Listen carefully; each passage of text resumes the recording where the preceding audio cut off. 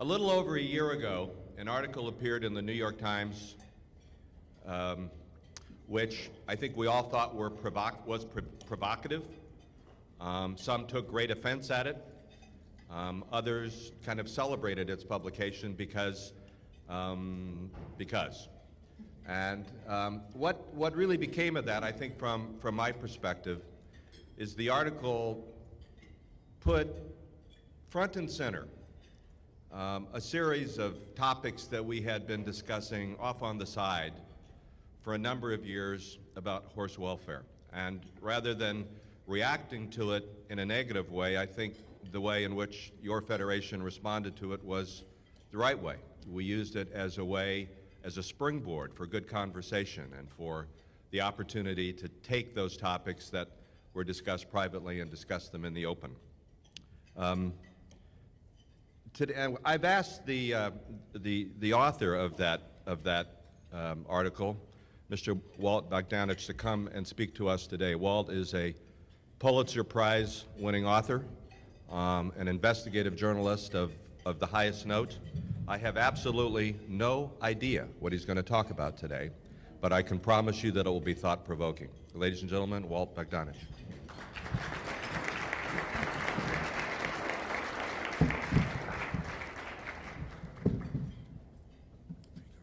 Thank you, John. Today, I am going to tell you how sausage is made. In other words, I'm going to give you a peek into my world, which is journalism. There's an old saying in my profession that journalism is like a sausage factory. You may savor the end product, but you sure as heck don't want to see it being made. Today I'm going to tell you how it's made. In retrospect, I was the most unlikely candidate to investigate the mistreatment of horses in racing and in equestrian events. Why? Simple reason. I knew virtually nothing about horses. That said, as you might imagine, I am an avid reader of current events. So when the racehorse Barbaro injured his leg after the Preakness, I joined much of the nation in following his months-long struggle to survive.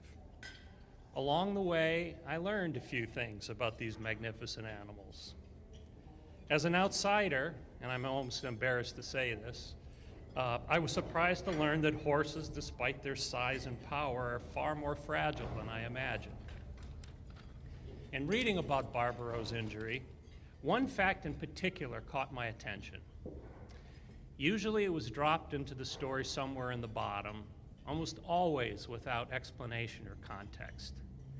Even so, to me, it stood out like the proverbial sore thumb, kind of like being lost in the desert and then suddenly finding a lemonade stand in the middle of nowhere. Why is it there? Can someone explain it to me? Well, the statement I'm referring to was simply this.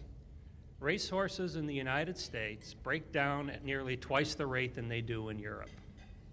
I don't know how a reporter or an editor could drop this sentence into a story without some attempt to give it context or explanation.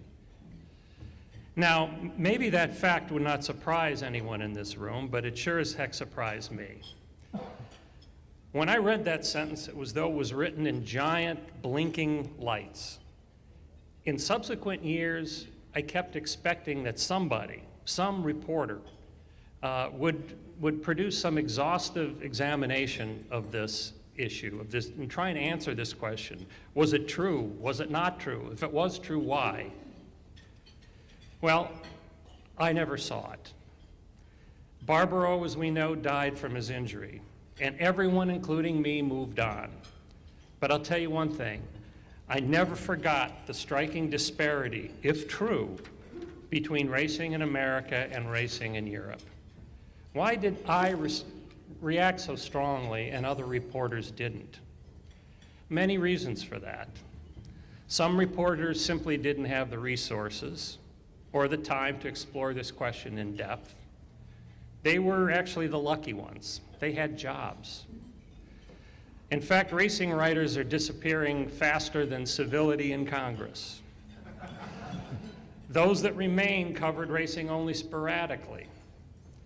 A second group of reporters didn't attach much significance to the disparity in accident rates. So what if more horses die at tracks in America than in Europe? Well, maybe next year it'll be different. Maybe more will die in Europe. The third group, which may be the largest, had become too much part of the fabric of the sport, too accepting of the conventional wisdom. This group didn't believe the breakdown rate was as great as it was being portrayed, because after all, if it was, they would have known about it, because they're the insiders.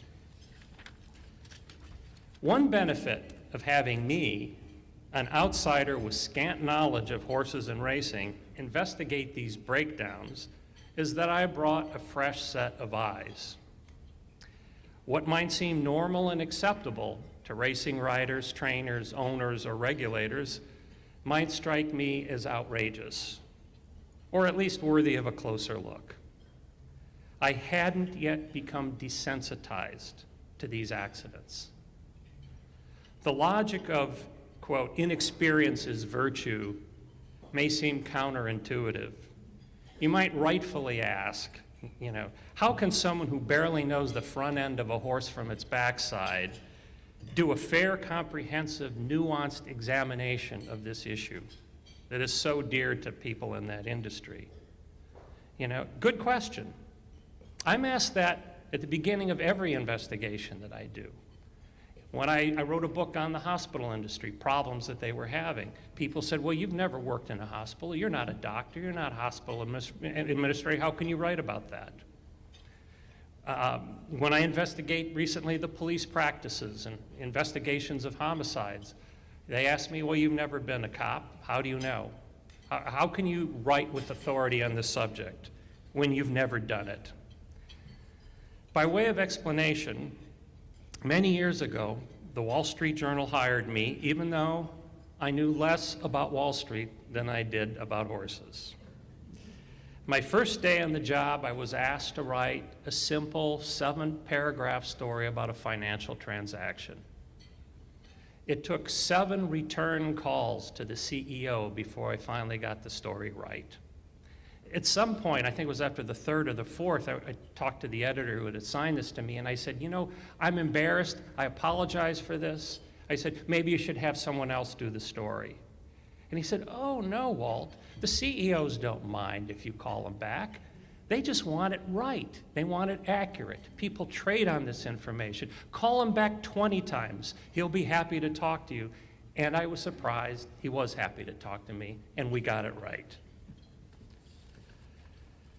Later, I pulled another editor, the editor who hired me, aside, and I said, why'd you give me this job, given the fact I had so little experience? He said, Walt, there were like 20 reporters at other publications we could have hired for that job. Each and every one of them had more experience than you did. But we knew that their work would be solid and professional. But with you, we didn't know. We didn't know what we'd get. You just might surprise us.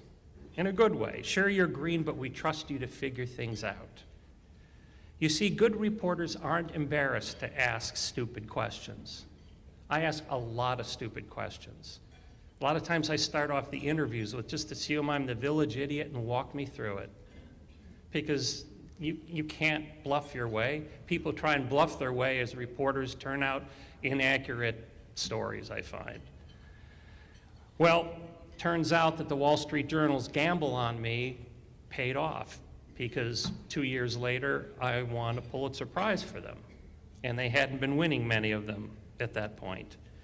But more important than that, more important than the prize, was the fact that the stories performed a public service.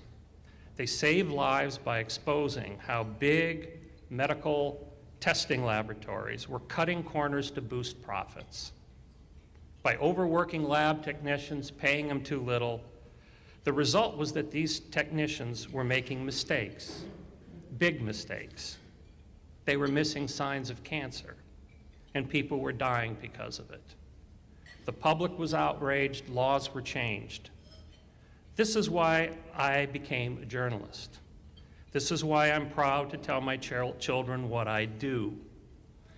As an aside, My wife is an investigative reporter who also won a Pulitzer Prize and works about 5 desks from me at the New York Times. I have to say that our 2 children are 2 of the unluckiest kids in the world to have 2 investigative reporters as parents. They get away with nothing. My wife tracks them so carefully. If she was with the CIA, Osama bin Laden would have been caught 5 years earlier. Now back to why I came here. Let's talk about horses. For a year and a half, I was part of a team of reporters at the New York Times who attempted to answer the question why racehorses were faring so poorly in America compared to elsewhere. It didn't take more than 2 seconds for me to learn that medication rules were different in America than they were in Europe. So that was a logical starting point. What role, if any, did drugs play in these breakdowns? Of course, all but a few denied that there was a link. Prove it, they said. No easy task, that's for sure. Yeah. The cause and effect was murky. Besides, if I had $1 for every time someone told me, hey, sore athletes take pain-killing medicine, why deny horses the same pain relief? Well, I'd be a rich man. I expected to learn a lot, as I do in all my investigations.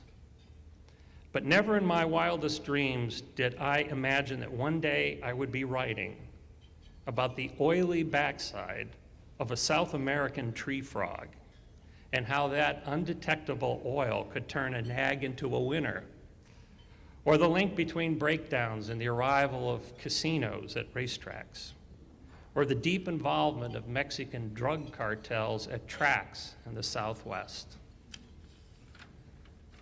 I knew there would always be people willing to cut corners, to cheat for fame, money, or just for bragging rights. That human weakness affects my profession as well.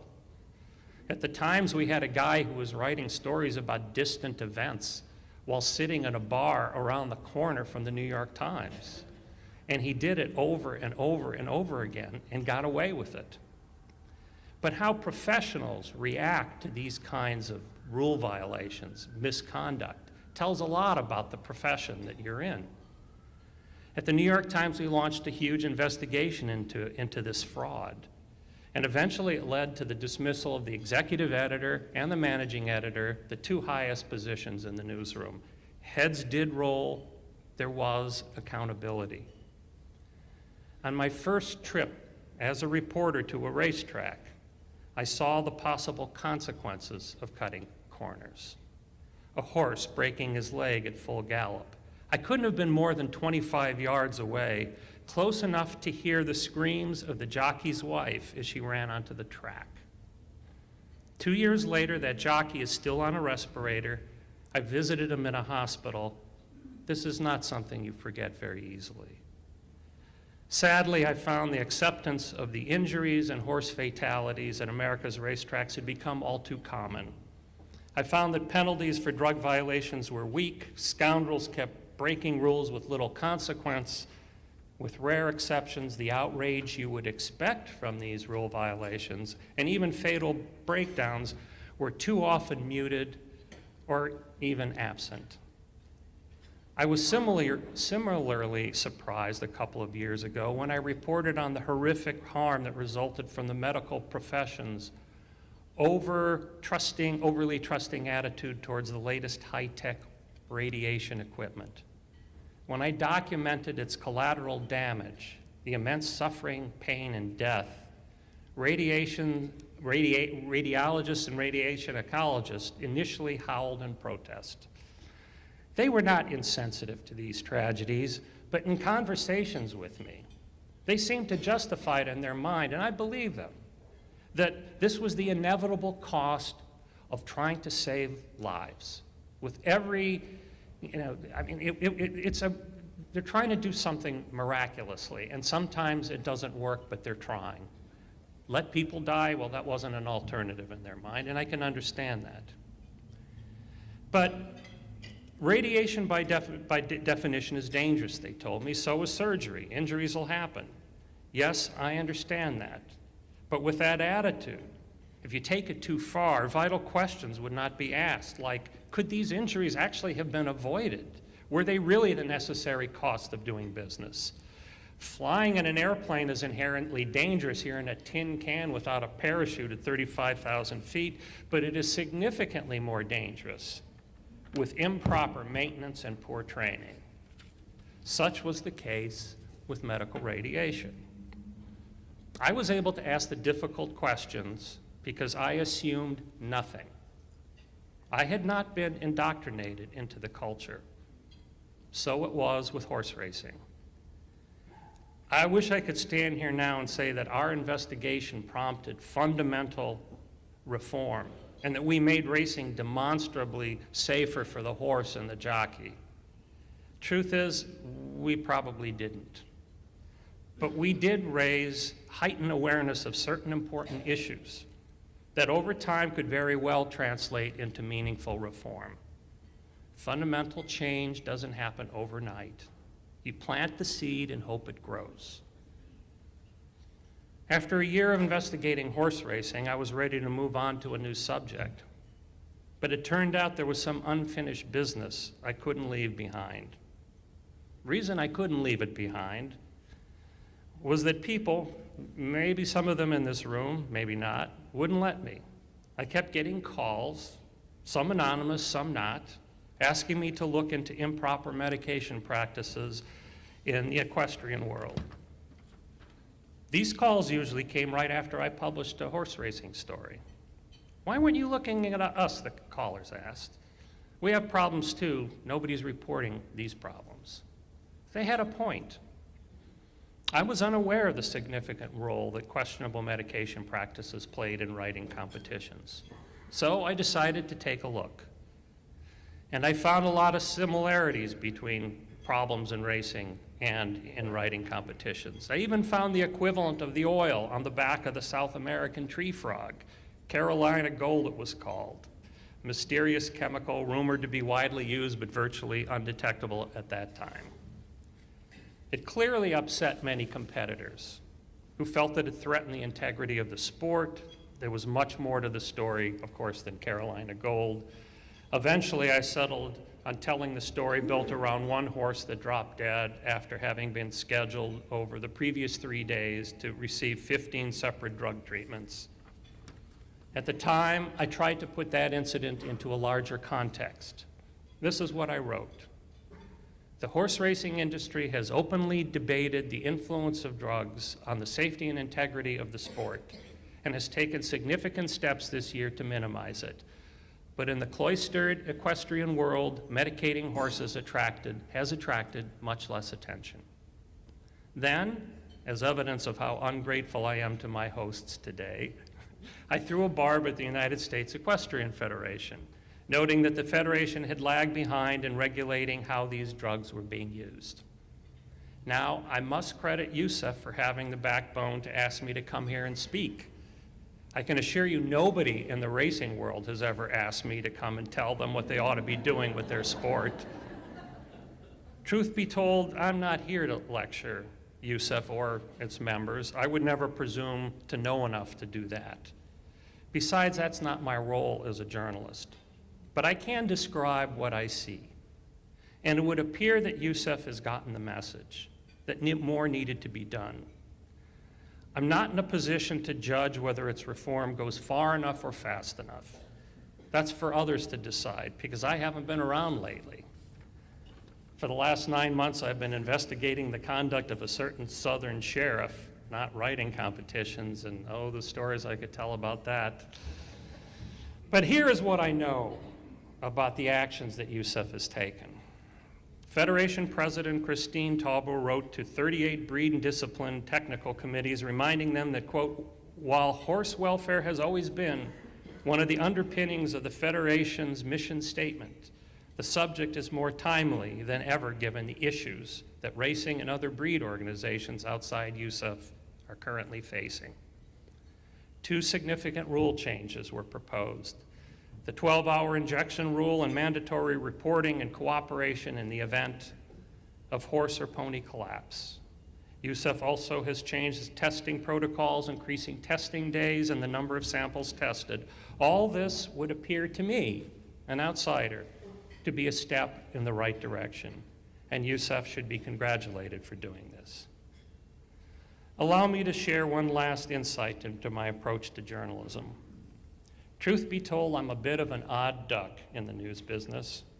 I don't join the scrum of reporters surrounding presidential candidates. I don't cover the latest mass shooting or epidemic or corporate earnings or the scientific quest to find the Higgs boson particle. Many reporters relish the adrenaline rush of this daily journalism and the competition. It's not for me. It's not how I'm built, psychologically, I guess, or spiritually, maybe. For the last 35 years, I've done nothing but investigative reporting, which is very different than daily journalism. Investigative reporting requires a specific mindset, a different personality. It defines not only who I am as a reporter, but who I am as a person as well. Successful investigative reporters are distinguished by several markers. They can look at a picture and see that something is wrong. Something doesn't belong there. The lemonade stand doesn't belong there. Dozens of other journalists can look at the same thing and see nothing. I look and I see bright blinking lights.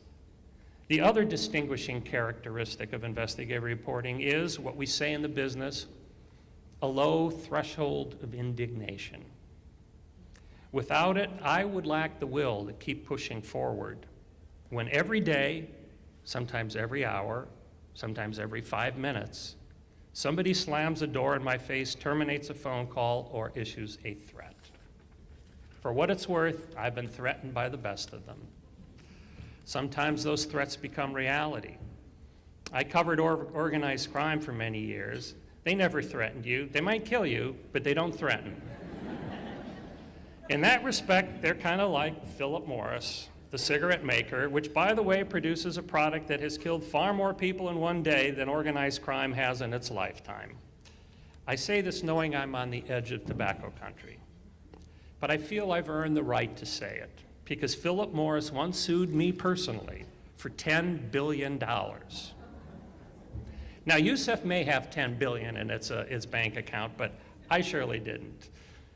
Apparently, Philip Morris didn't like the fact that I had accused them of manipulating nicotine levels to addict smokers.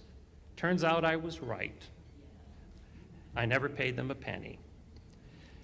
Every investigative piece I write involves a basic principle of physics, and that is simply this. For every action, there is an equal and opposite reaction. Now, I might write a story that is tender and loving. A story like that might elicit no reaction. I don't write these kinds of stories. Not that they aren't important for helping us understand the human condition, but investigative stories are different. They are often controversial. They stir emotions. As you well know, my horse show investigation stirred a lot of emotions. In fact, I liken it to the post-publication experience to a root canal without anesthetic. But if done properly, investigative reporting can also affect change, meaningful change, and in the process make the world a better place. I like what I do. If my kind of reporting sometimes makes people mad, if it means an occasional threat or even a $10 billion lawsuit, so be it. As it is often said, no pain, no gain. Thank you for having me speak here today, and may you, and most importantly, your horses, have a happy and healthy new year. Thank you.